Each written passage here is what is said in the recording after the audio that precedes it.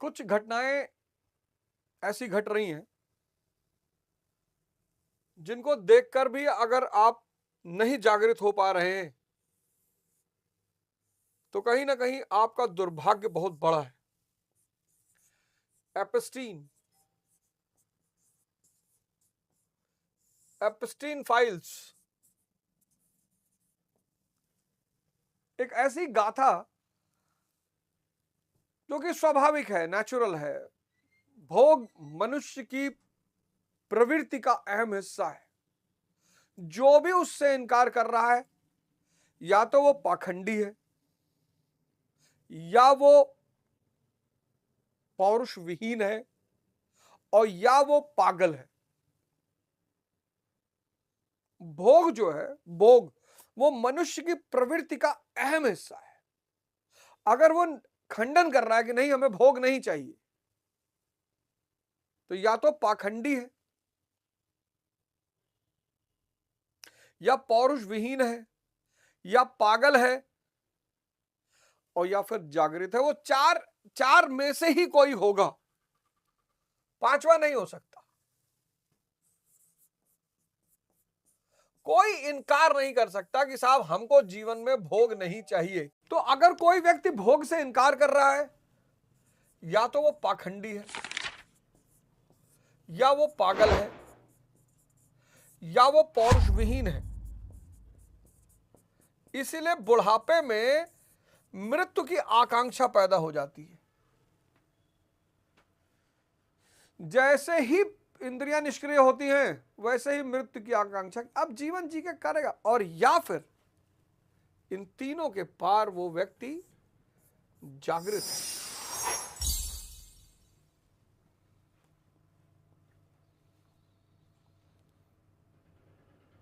और ये जो जागृत है ये महाभोगी है क्योंकि ये शुद्ध चैतन्य का भोग करता है।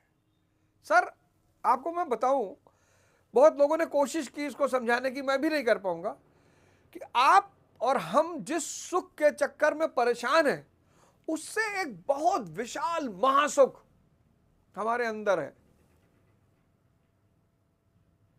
लेकिन सिर्फ गुरु आशीर्वाद से आप उस डायरेक्शन में बढ़ सकते हैं।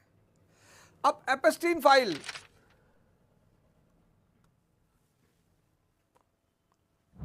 मतलब अगर ये बात सच है कि उन लोगों ने लड़कियों को भोग करने के बाद उनको मारकर खाया भी, तो सर नर पिशाचों की कहानी गलत नहीं थी। और जानते हैं इसमें कोई गरीब आदमी नहीं है।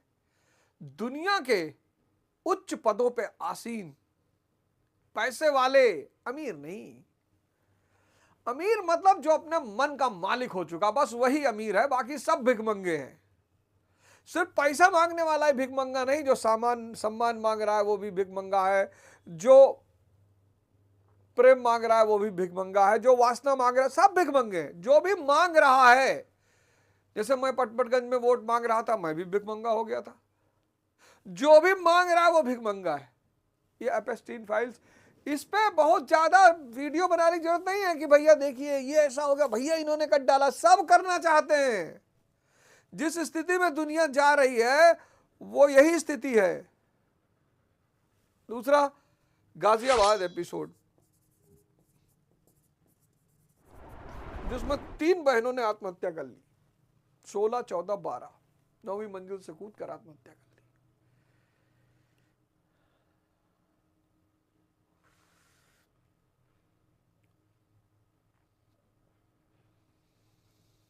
और ऐसे न जाने कितने कांड निरंतर होते चले जा रहे हैं और हमें लग रहा है कि साहब हमारे साथ तो नहीं हुआ, किसी के साथ भी हो जाएगा। सर अगर मन पर लगाम नहीं डाली गई, जब माया का विस्तार हो रहा हो, जब माया का विस्तार नहीं है तो मन पे लगाम ना भी डालो कोई बात नहीं। अफगानिस्तान, मन पे लगाम ना भी डालो तो कोई बात नहीं। लेकिन जहां माया का विस्तार हो रहा है, भौतिक उन्नति हो रही है, वहां माया पर लगाम डालना बहुत जरूरी है, मन पर लगाम डालना बहुत जरूरी है, नहीं तो वो माया पागल कर डालेगी। अब वो समय है जब ध्यान अनिवार्य है।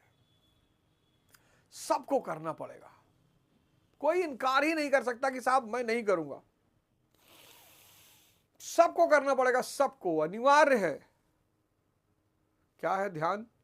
पहला चरण ध्यान का है मन को देखना।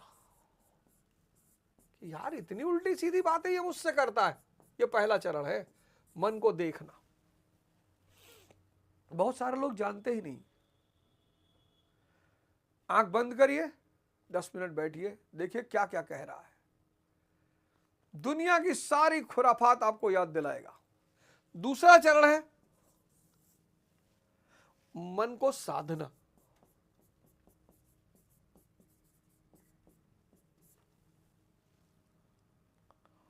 यह तपस्या का चरण है। यहां कष्ट होगा इस चरण में। यह कष्ट बहुत मतलब अच्छा खासा कष्ट होगा, मतलब होगा। और तीसरा चरण है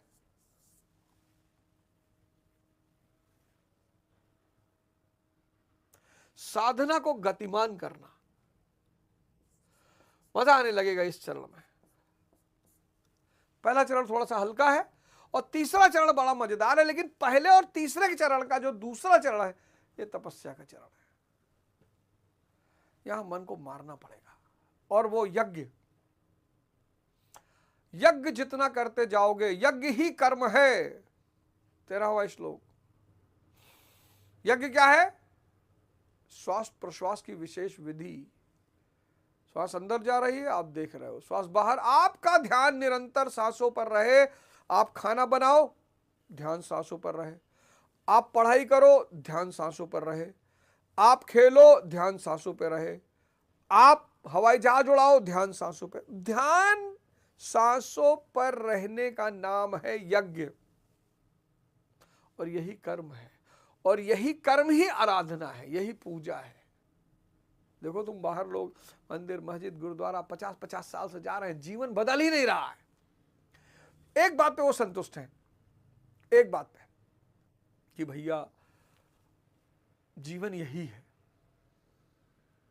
सर जीवन महासुख है, आनंद है, स्वर्ग है, बशर्ते ये जो धारा बाहर की तरफ बह रही है मन और इंद्रियों की, ये अंदर की तरफ मुड़ के राधा बन जाए और अपने अंदर के कृष्ण से मिल जाए। तो पहले चरण में मन को देखना है कि अरे सारी बदतमीजी यही कर रहा है, हमको कोई प्यार नहीं करता। भिखमंगों को कौन प्यार करता है? भगवान को देखो, सब प्यार करते हैं, बिना देखे कर रहे हैं। क्यों? क्योंकि वो दाता है। तुम दाता हो, हम है भिखारी। हम काहे भिखारी है?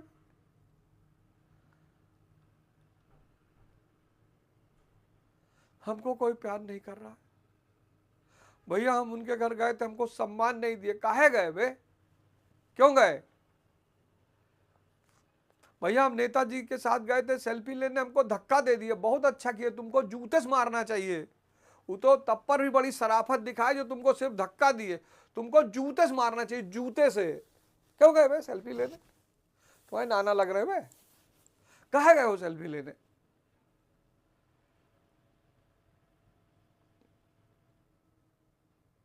तो जब तक मांगने की स्थिति है तब तक तुम भिखमंगे हो, और भिखमंगे हो यानी तपस्या का समय है।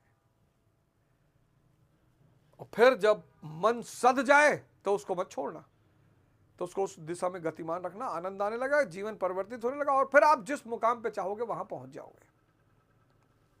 खैर, तो यज्ञ करते रहना है, यानी श्वास प्रश्वास पर ध्यान देते रहना, यही कर्म है, और कर्म ही आराधना है। और जितनी यज्ञ करोगे उतना दैवी संपदा बढ़ेगी। दैवी संपदा का मतलब क्या होता है? वैराग्य बढ़ेगा, विवेक बढ़ेगा, शम बढ़ेगा, दम बढ़ेगा, और आप शक्तिशाली होते चले जाओगे। ये सब आपने पढ़ लिया।